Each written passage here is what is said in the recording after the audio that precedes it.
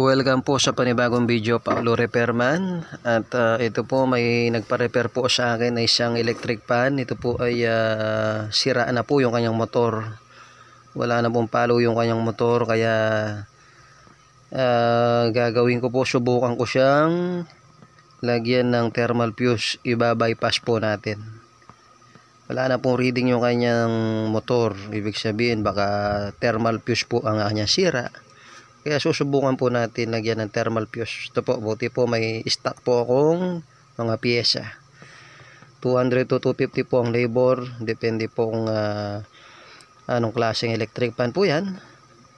Yan po yung aking mga ginagamit na mga gamit. Yan po mga tools. Kompleto dapat po tayo sa gamit kapag tayo po ay magre-repair. Yan po, kailangan niya mga yan.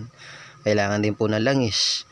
Kailangan ng langis, kailangan ng shafting. Ayan po, forward na po. Yan po, napa-under po natin, nilagyan po natin ng thermal fuse.